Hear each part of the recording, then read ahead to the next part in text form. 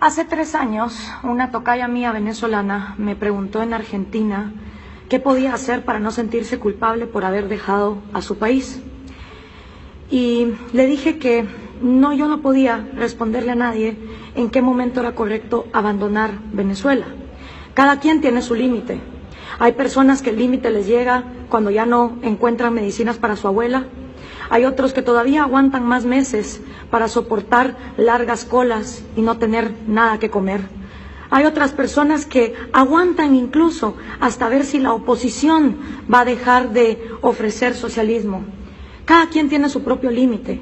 Cada quien decide en qué momento se va de su país y tiene pues la difícil decisión de abandonar el país para poder salvar su vida.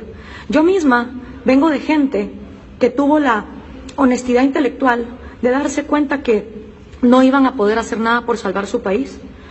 Mi abuelo, el padre de mi madre, tuvo que salir de Hungría huyendo por el comunismo soviético en los años 60.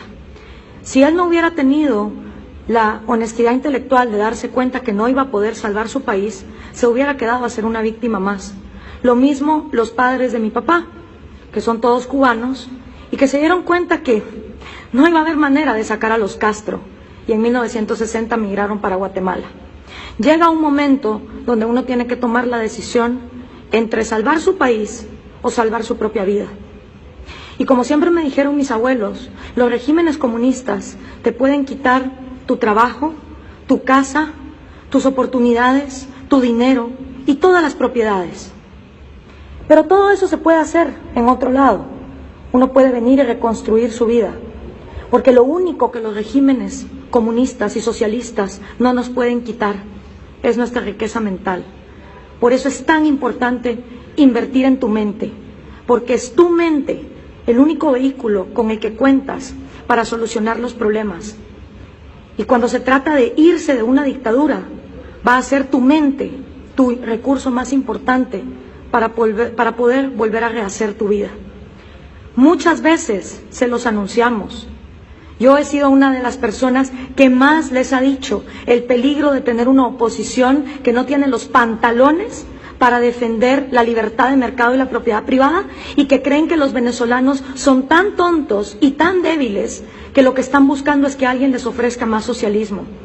Yo misma les he dicho una y otra vez que no estaban viviendo bajo un gobierno, mientras hipócritas en la OEA y en la misma Guatemala, donde el año pasado los encapuchados recibieron en el Paraninfo de la Universidad de San Carlos de Guatemala con bombos y platillos al hermano del dictador Hugo Chávez, a Adán Chávez.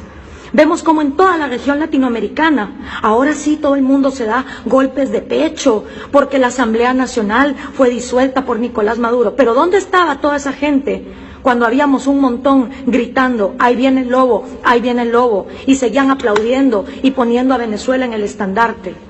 Esto es lo que pasa con los socialismos. Ha pasado en la Unión Soviética, ha pasado en Corea del Norte, pasó en Cuba, pasó en Vietnam, porque no importa dónde se implemente, la receta siempre es la misma. Aniquilar tu propiedad privada, aniquilar tu vida y aniquilar tu libertad. Lo único que me sorprende de toda esta situación es la gente que está sorprendida, la gente que se queda en shock al ver que Nicolás Maduro disolvió la Asamblea Nacional en Venezuela. Señores, hubo gente que se los estuvimos diciendo y advirtiendo, y hubo un montón de hipócritas en las organizaciones internacionales, en las fundaciones de estudiantes universitarios, de todas las universidades estatales marxistas, que seguían defendiendo Venezuela. ¿No creen que es un poco hipócrita que ahora se sumen a decir, uy, qué horror lo que está pasando en Venezuela, cuando pasaron durante años ignorando lo que estaba ocurriendo?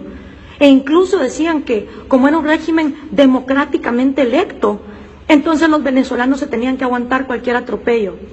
Yo no soy quien para decirles, este es el momento o lo fue antes. Cada venezolano sabrá lo que tiene que hacer. Pero yo les puedo decir que yo no existiría si mi familia no hubiera tenido la humildad de darse cuenta que no iban a poder quedarse a salvar el país. Si mis abuelos no hubieran tomado la decisión en 1960 de abandonar Cuba e irse a Guatemala, yo no existiría. Y si mi abuelo se hubiera quedado neciamente peleando en Hungría en los años 60, hubiera sido aniquilado en un gulag por la Unión Soviética. Llega un momento donde ya no quedan garantías de nada. Y yo no veo en la élite venezolana, que es la principal responsable de este caos, la élite académica, la élite cultural, la élite intelectual y la élite económica, no veo que tengan los pantalones de denunciar al socialismo como lo que es, un régimen que abusa de las instituciones democráticas para luego aniquilar la república, la división de poderes y sobre todo violentar los derechos individuales, porque el individuo es la minoría más pequeña que hay y no puede existir ningún colectivo que se diga defensor de las minorías cuando están dispuestos a violarle la vida, la propiedad privada y la libertad a la minoría más pequeña que hay, que es cada uno de ustedes. Así que les hablo con la experiencia de lo que les puedo hablar. En mi caso, yo no estaría viva si mi familia no hubiera tomado la decisión de darse cuenta que habían perdido su país. Y por eso lucho, porque en Guatemala no entre el socialismo del siglo XXI. Y cuando llegan los estudiantes sancarlistas a poner a Adán Chávez como el gran ídolo, como lo hicieron el año pasado, yo voy a estar ahí para luchar. Y cada vez que en mi país los sindicatos y las ONGs financiadas por europeos quieran expropiar, yo voy a estar ahí para luchar, porque es lo que le debo a mi familia. Y eso sí, el día que Guatemala caiga en el socialismo del siglo XXI, por supuesto que voy a defender mi vida y me voy a marchar, pero cuando me vaya voy a quedarme con la satisfacción de por lo menos saber que mientras mi país se estaba derrumbando, yo tuve por lo menos el valor de hacer algo y de luchar, y me voy a quedar con la satisfacción de saber que al menos hice todo lo que pude porque no ocurriera. Le pregunto yo a todos esos hipócritas que se quedaron de brazos cruzados mientras las violaciones en Venezuela eran constantes, si acaso ellos pueden decir lo mismo.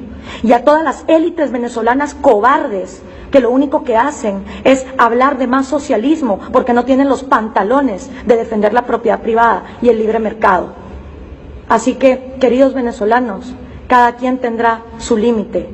Yo lo que les puedo decir es que llega un momento donde hay que elegir entre salvar la propia vida, que es lo único que a uno le queda, porque ya lo demás te lo quitaron, o quedarse neciamente a tratar de luchar en un régimen que no es más que una dictadura.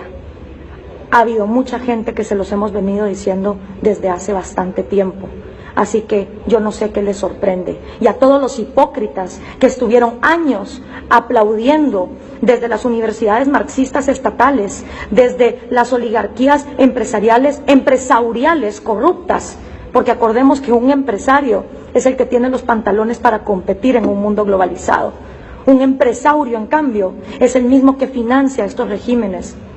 Y toda esa gente hipócrita que hasta ahorita está denunciando lo que se venía a venir desde hace años, ¿dónde estuvieron? Aplaudiendo como focas las violaciones que estaban pasando. Por eso es tan importante la batalla de las ideas, porque son las ideas las que moldean nuestra sociedad. Y cuando nuestra sociedad se queda sin personas que defiendan las ideas de la libertad, de la vida y de la propiedad privada, entonces todo lo demás sucumbe. Echarle la culpa a los pobres, no, eso es de mediocres. Los pobres no hacen más que los mismos ricos, porque los pobres, a cambio de una gallina, a cambio de una bolsa de comida, venden su voto. Mientras los corruptos empresarios, a cambio de un subsidio, de un proteccionismo y de un arancel, le venden también su voto a esos gobiernos. El principio es el mismo. Unos lo hacen por una gallina, una bolsa de comida, otros lo hacen por un proteccionismo o un subsidio. Y si intercambiáramos los lugares, seguirían haciendo exactamente lo mismo. Un país se derrumba cuando sus élites son las que no tienen los pantalones de defender la libertad de mercado, la propiedad privada y los derechos individuales. Y en el caso de Venezuela es vergonzoso ver que no hay una sola élite que haya tenido el valor de separarse de defender el socialismo. Aquí están las consecuencias, se los hemos venido diciendo, tómenlo en cuenta. y a todos los venezolanos les comparto nada más mi experiencia para que tomen ustedes una decisión. Y eso sí, si se van a otro país, hagan el favor de no ir a apoyar a los mismos corruptos y al mismo socialismo que hundió su país. Si se van a ir a otro país, venezolanos, váyanse a defender la propiedad privada, a trabajar duro, a ganarse un lugar en las sociedades. Y en cambio, todos esos latinoamericanos que quieren joder nuestros países, donde todavía el socialismo no está gobernando, hagan el favor, agarren un avión y váyanse a vivir a Venezuela. Porque tal vez si cada quien viviera en el régimen que tanto defiende, entonces estaríamos en congruencia. Lo que necesitamos son personas intelectualmente honestas y que sepan que si eventualmente Venezuela tiene una luz al final del túnel, va a ser porque su gente productiva no aguantó más y no siguió sobornando y corrompiendo a esta dictadura. Estoy con ustedes, les deseo lo mejor. Yo en su lugar realmente tendría la humildad de decir, he perdido mi país, pero puedo salvar mi vida.